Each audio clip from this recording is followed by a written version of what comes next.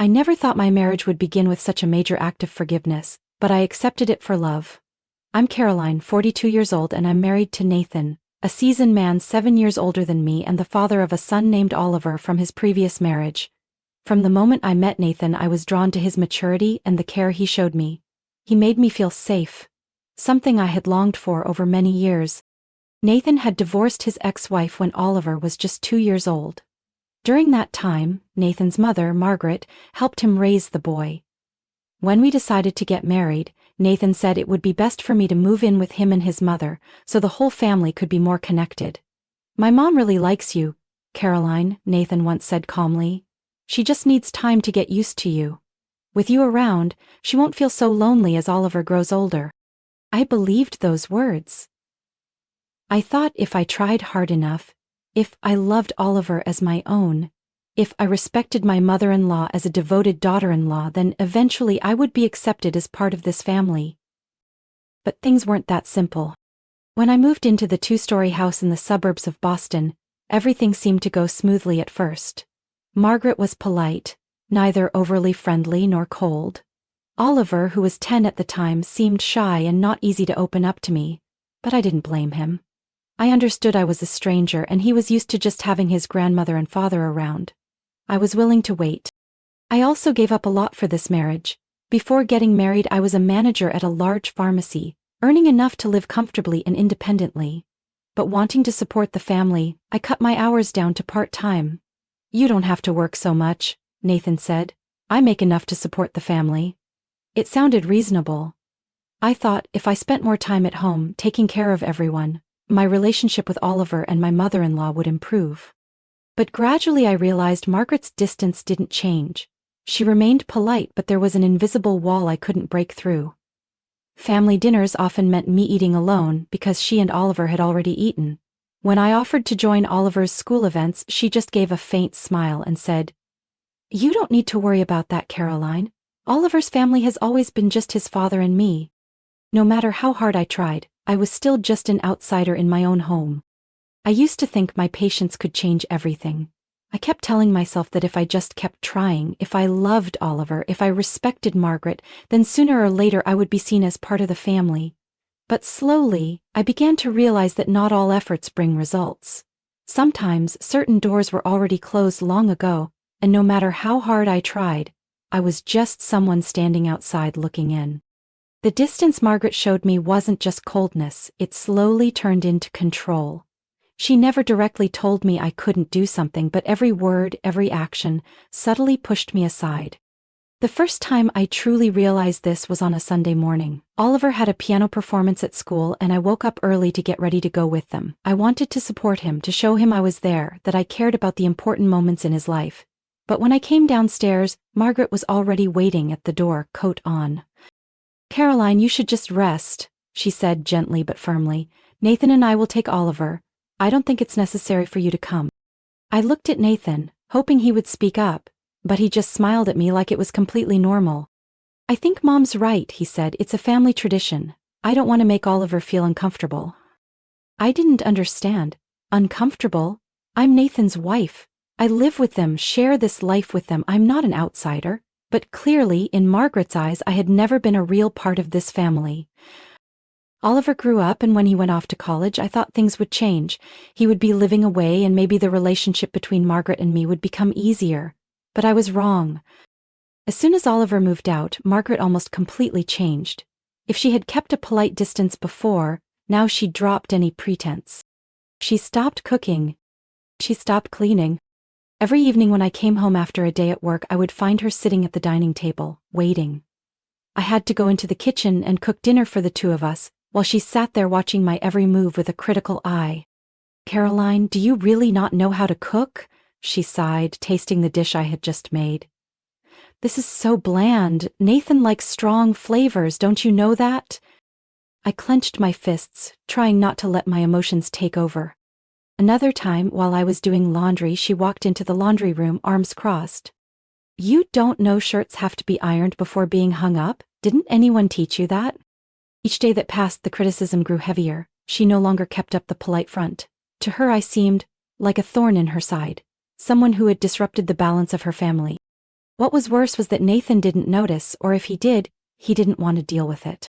When I told Nathan what was going on, he just gave a soft chuckle and said, "Don't overthink it, Mom's been alone since Dad passed, she's just feeling lonely." I stayed silent. I didn't know what to say. Was I supposed to keep enduring this just because Margaret felt lonely? In the months that followed, I gradually lost my voice in my own home. I was no longer included in family decisions. Nathan and Margaret discussed everything from finances to future plans without ever asking for my input. And then, one day, I discovered something I couldn't ignore. It was an evening just after I came home from work. Margaret was sitting on the sofa, her face cold. "Starting tomorrow, you should rearrange your work schedule," she said without even looking at me. I frowned. "What do you mean?" "Your father-in-law and I talked. We need someone to be home more to take care of things. Nathan works hard. Don't you think you should do more to share the load?" I was stunned. But I already reduced my hours, and I still take care of the house. Margaret let out a laugh, but there was no warmth in it. "You may think so, but if you really knew how to manage things, this house would be tidier, meals would be better. Nathan would feel more comfortable." I felt a surge of anger rise in me. This was no longer just about being left out. This was control. This was her trying to push me out of my place little by little, until I became nothing in this house. I looked at her for a long moment, then turned and walked away. I realized maybe I had made a mistake from the beginning. I thought that if I tried hard enough I'd be accepted, but now I started to wonder, had I ever had a real chance at all? One evening, like so many others, while I was clearing the table after dinner, Margaret received a phone call. I didn't pay much attention until she suddenly shot up from her seat, her eyes shining with unusual excitement. "Really, Oliver? Oh my goodness, I can't believe it. This is the best news I've ever heard." I froze, still holding the dish towel. I could guess what was happening.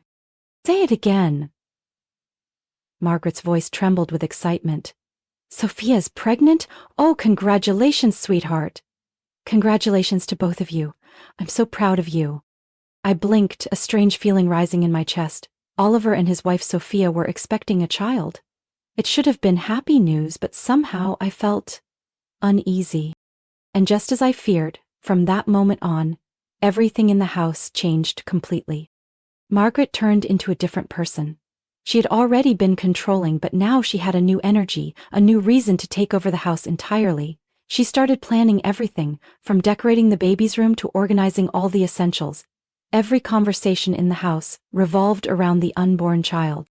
At first I tried to join in the joy. I asked Margaret if Sophia had a preferred style for the nursery or if I could help with any of the preparations, but she immediately cut me off. "Carolyn, you don't need to worry about this is a family matter." I hesitated. "But I'm part of the family too." Margaret gave a soft laugh, but there was no joy in her eyes.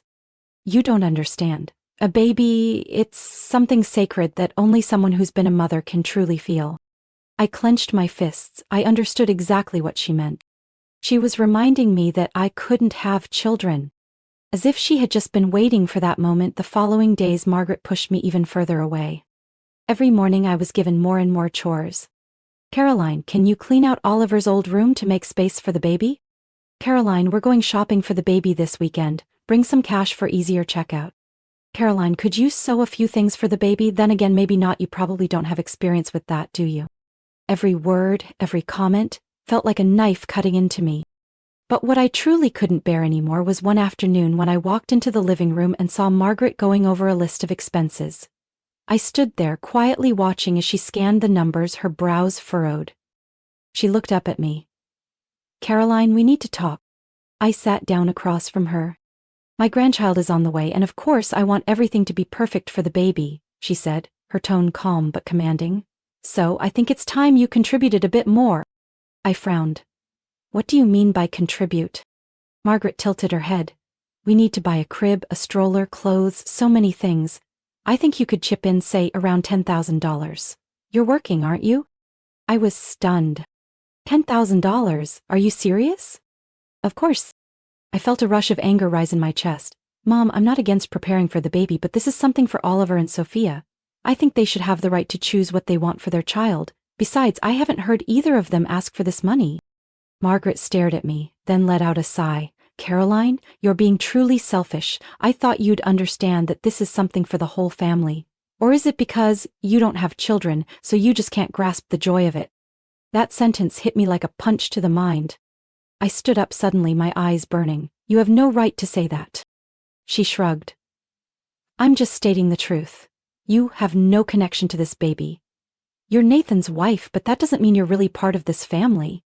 My hands trembled. I wanted to scream, to tell her how hard I'd tried to fit into this family, but I realized no words could ever change her mind. The room fell into silence. After a long moment, Margaret smiled smugly. Nathan will be out of town for the next 3 days. I think you should reconsider contributing. I didn't reply. I turned and walked out of the room. But not because I was giving up. I had come to understand something. It didn't matter how hard I tried. It didn't matter how much I loved Oliver.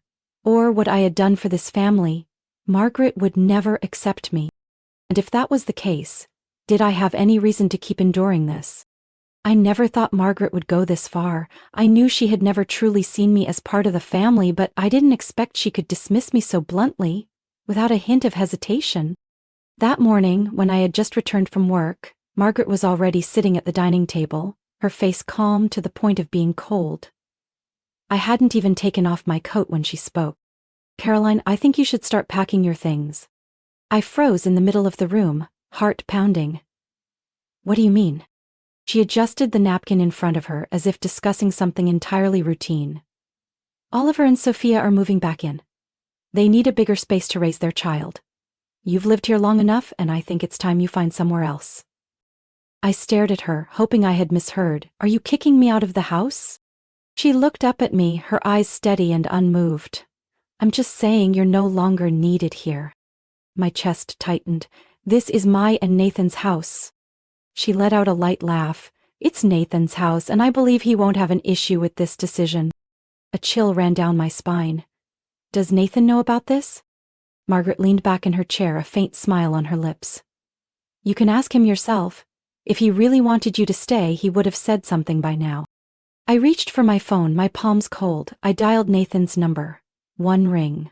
2 rings. No answer. I tried again, this time calling his office. A woman's voice answered, polite but distant. Nathan has taken a 3-day leave. He's not in the office. I gripped the phone tighter, unease sinking deeper. Do you know where he went? I asked, though I knew I wouldn't get the answer I wanted. I'm not sure, ma'am. I hung up, my head spinning. Nathan hadn't mentioned anything about taking time off. Where did he go? Why did he disappear all of a sudden, right now? Thoughts swirled in my mind, and a creeping sense of doubt started to settle in my heart. Margaret watched me, as if savoring every reaction. Looks like you understand the situation now, don't you? She said, placing her hand on the table, her voice quiet but heavy. Nathan doesn't need you anymore, Caroline. This family doesn't need you. You've always just been a temporary guest. I clenched my fists, my nails digging painfully into my palms. You never accepted me, did you? My voice was dry. She gave a small laugh. You're smarter than I thought. I took a deep breath. I'm not going anywhere. This is my home. Margaret raised an eyebrow, then stood and walked toward me. If you don't go willingly, I can make things a lot more difficult. Her voice dropped like a warning. Are you sure you want to take it this far?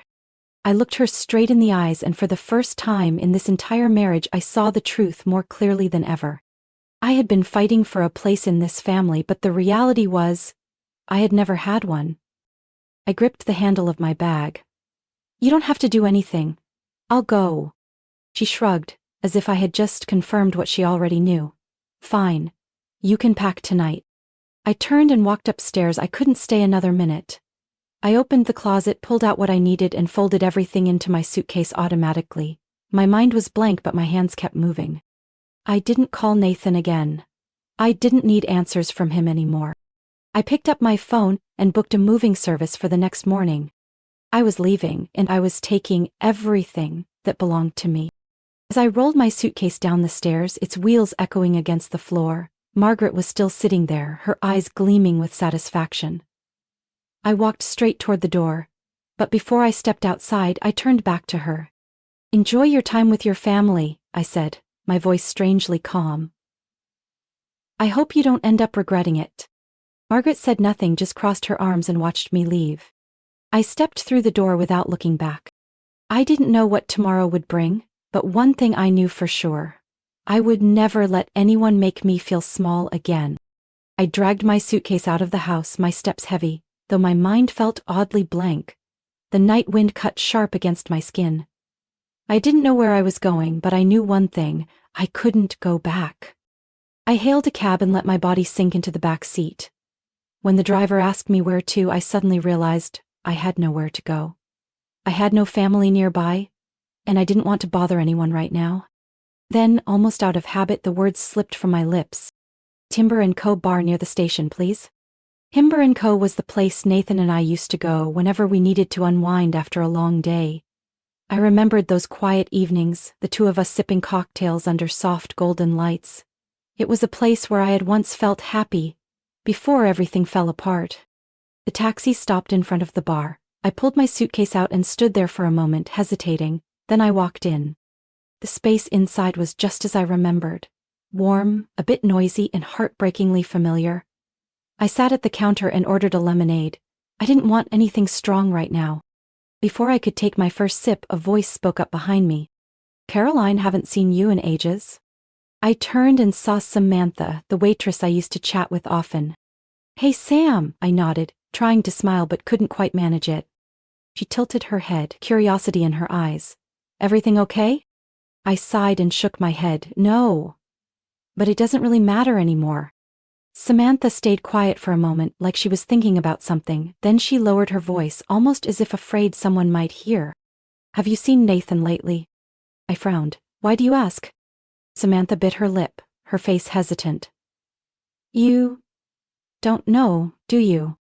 I set my glass down, a cold feeling creeping down my spine. "Know what?"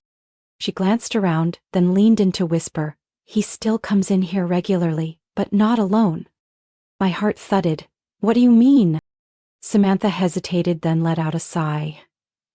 "He's been coming in with another woman. A younger girl, blonde, usually wearing a red dress. The two of them, they're pretty close." It felt like someone had just landed a blow right to my chest. I gripped the edge of the counter, trying to steady myself. "How do you know it's Nathan?" My voice was small but tense. Samantha nodded. "I've served them multiple times, and they're not exactly trying to hide it." I closed my eyes, a dull pain spreading through my body. I had suspected something ever since I couldn't reach him. Ever since Margaret so casually said I no longer mattered to Nathan. But hearing it from someone else still knocked the wind out of me. I took a deep breath and opened my eyes. "Can you do me a favor?" Samantha nodded. "Can you get a photo for me if you see them together again?" Samantha hesitated, then gave a firm nod. "I'll do it." I pressed my lips together, feeling like part of me had just crumbled, but another part was beginning to rise. I'd had enough. Nathan hadn't just abandoned me when I was kicked out. He had betrayed me. I had nothing left to lose. I walked out of the bar with the decision made. I would gather proof. I would end this marriage in a way he'd never see coming. I had prepared myself for today. After leaving Timber & Co., I spent the entire night thinking. I couldn't let it end in silence. I couldn't let Nathan and Margaret believe I'd just disappear like some useless leftover. I had nothing left to lose, and if they thought I'd quietly walk away, they were wrong. The next morning I drove back to the old house, the place I once believed was my home. The car stopped in front of the door. I took a deep breath, stepped out, and rang the bell. Within seconds the door opened, and there stood Margaret. She stared at me in shock but quickly recovered, folding her arms across her chest. "Caroline? I thought you were gone." I gave a faint smile. "You figured I'd disappear and never come back, didn't you?" She squinted. "Why are you here? Isn't this over?" I didn't answer right away. Instead, I stepped inside before she could react. Oliver and Sophia were sitting on the couch, turning their heads in surprise. Nathan was in the kitchen, holding a cup of coffee. His face went pale the moment he saw me. Good. They were all here.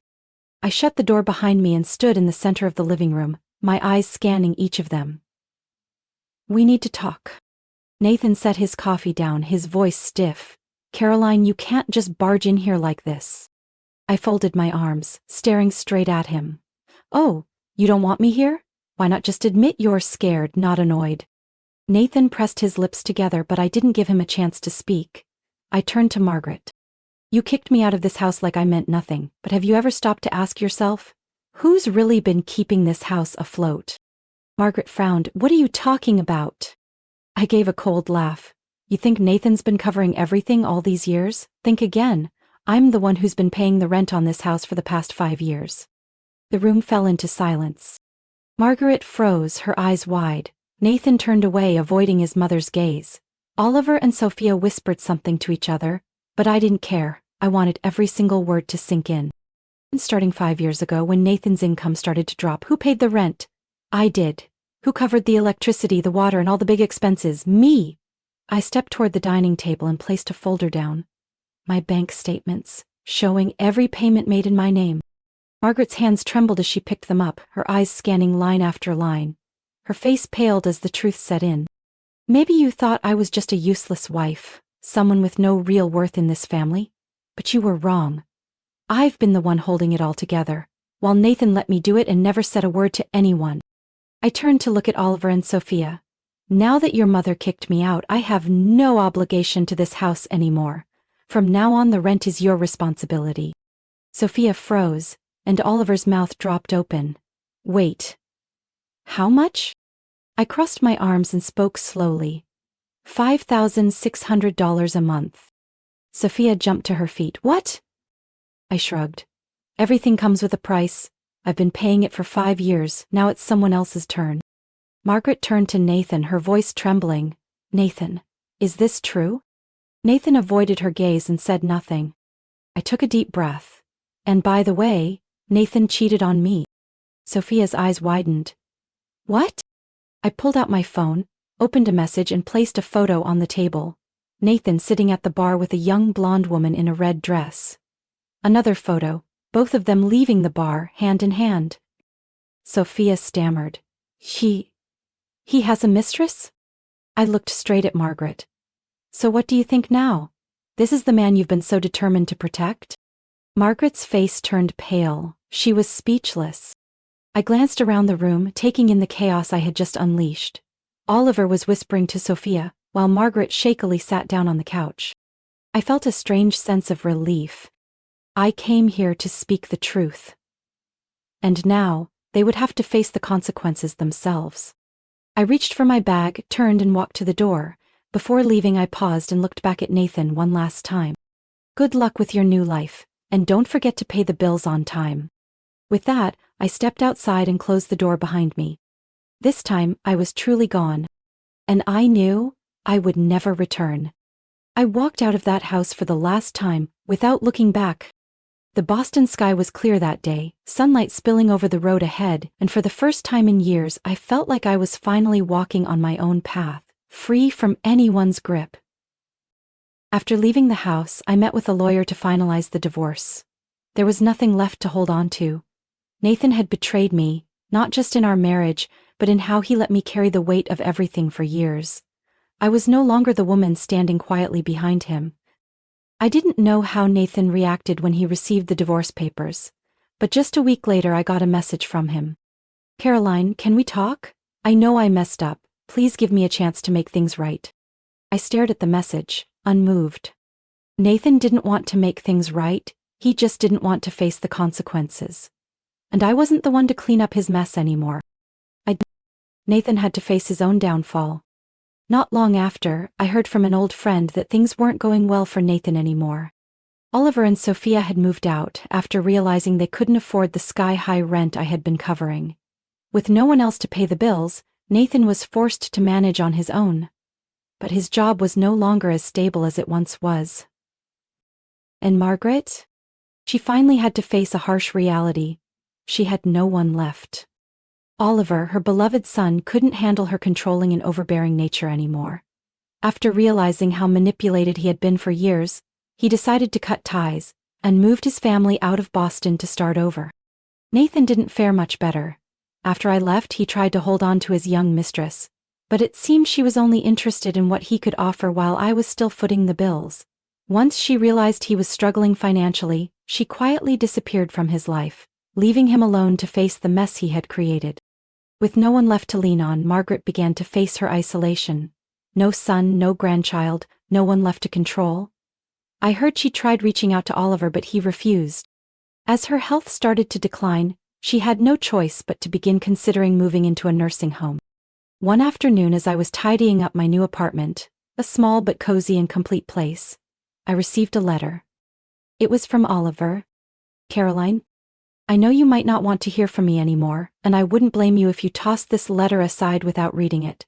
But there's something I need to say. I'm sorry. I grew up hearing what my mother said about you. She made me believe you were an outsider, someone trying to replace my birth mother. But as I got older, I started to realize you never did anything wrong. You tried to love me, you tried to be part of the family, but we never let you. I realized the truth too late. When you left, that's when I finally saw who had really been holding that household together. And when Mom turned her control toward me, I realized I didn't want to live that way anymore. So I left. I needed to break free from that cycle. You may never forgive me, and I understand. But if one day you ever want to talk, I'd really like to see you. Oliver. I read the letter over and over, my heart filled with mixed emotions. Maybe, if things had gone differently, Oliver and I could have been a real family. But the past is the past, and I can't change it. I didn't know if I was ready to forgive, but I did know one thing. I no longer held resentment. I sat in the chair by the window, watching the sunset fall over the city of Boston. A soft breeze drifted through, carrying with it the scent of freedom I had never truly known before. For years, I tried to prove my worth in a family that never really wanted me. I sacrificed my career, endured their cruel words, and tried to build a home with people who didn't want me as part of theirs. But after everything, I came to a simple truth. Some relationships cannot be saved, no matter how hard you try. Nathan betrayed me, not just as a husband, but in trust and respect. Margaret never saw me as a daughter-in-law, only as an intruder in a house she controlled. Oliver, although he realized his mistake too late, allowed himself to be manipulated for too long for me to ever go back to being the stepmother he never accepted. So what had I been fighting for? The answer came clearer than ever. I owed them nothing. I used to think a family was where I'd find love and connection. But sometimes family isn't about blood or marriage. Real family is made up of people who love and respect you without conditions. After leaving that old house, I took time to rebuild my life. I returned to working full-time, something I had given up to fit in with my husband's family.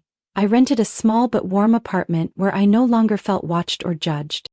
I gave myself time, reading books I loved, trying new recipes without fear of criticism. I began traveling on weekends, discovering places I never had the chance to visit before. I found joy in the small things I had forgotten during the years I spent trying to please others. But most importantly, I found myself again. I was no longer Caroline, the abandoned wife. I was no longer Caroline, the disrespected daughter-in-law. I was Caroline, a strong, independent woman, worthy of happiness. Looking back, I realize my story wasn't unique. So many people are trapped in toxic relationships, whether it's in marriage, family, or work. They try to change themselves to be accepted, only to end up hurt. But here's one truth we all need to remember. We don't have to suffer to prove our worth. Marriage isn't supposed to be one-sided sacrifice. If a relationship makes you feel small, ignored, and like you've lost yourself, then it's no longer love. Financial independence is the key to freedom. If I hadn't had the means to leave, I might have stayed stuck in a loveless marriage simply because I had no other choice. But because I was independent, I could walk away and build a new life. Family isn't just about blood. Margaret and Oliver were family on paper, but they never treated me like one of their own. Meanwhile, I found support in friends and coworkers, people who cared for me without conditions. Letting go isn't failure. I once believed leaving meant I had failed, but no. Leaving a harmful relationship is an act of strength. It doesn't mean I'm weak, it means I know my worth and won't accept being treated unfairly. One afternoon, as I was sitting in my favorite cafe, I received a message from Oliver. "How are you? I really want to see you if you're willing." I looked at the message and thought for a moment. I wasn't angry at him anymore. I didn't expect us to rebuild a close relationship overnight. But maybe I could listen, I replied. I'm doing well, we can meet next week. Then I set my phone down and smiled. I didn't know what the future would hold, but I knew one thing: I wasn't afraid anymore. I had spent too much time trying to please people who didn't deserve it. Now, I just wanted to live for myself. I am Caroline. And I've found myself again. Caroline's story isn't just a personal journey, it reflects the reality many people face when trapped in toxic relationships, whether with family, in marriage, or in society. It reminds us that no one is obligated to suffer in order to be accepted. Financial independence, self-respect, and the ability to let go of what no longer serves us are the keys to rediscovering who we are. Life is too short to live by someone else's expectations. Choose happiness. Choose yourself. Because no one can love you better than you. What do you think about Caroline's story? Should she forgive Oliver and give him a chance to mend their relationship? Or was walking away and building a new life the right choice? Share your thoughts. Don't forget to follow the channel for more real, emotional stories about family, marriage, and the journey of finding yourself.